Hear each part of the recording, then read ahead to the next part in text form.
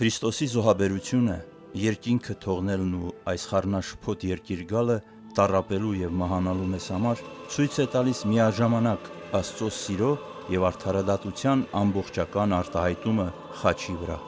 Աստված ցանկանում էր վերականգնել մեզ հետ ունեցած իր հարաբերությունը, սակայն լինելով տիեզերքի բարոյականության արդարադատ տիրակալը, նա չէր կարող պարզապես չտեսնելու տալ մեր անիրավություններն ու թույլ տալ մեզ ապրել որպես մեղավորներ, ապականելով ինքներս մեզ և նրա կատարյալ արարչագործությունը։ Տուգանք պետք է վճարվեր, տուգանք, որը համապատասխան կլիներ մեր մարդկային մեղքին և միաժամանակ կբավարարեր անսահման արդարադատ Աստծուն։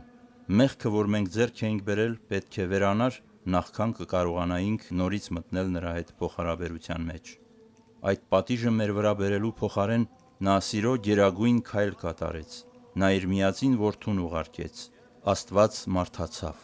մարդկային մարմին առավ մահանալու մեզ համար։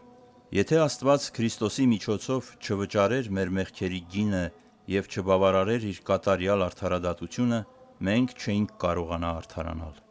Նրա մահվան պատճառով մենք հիմա կարող ենք կանգնել նրա առջև այնպես, կարծես անմեղ լինենք։ Եվ քանի որ նա կարող է մեզ տեսնել որպես անմեղներ, մեր հաղորդակցությունը նրա հետ կարող է վերականգնվել։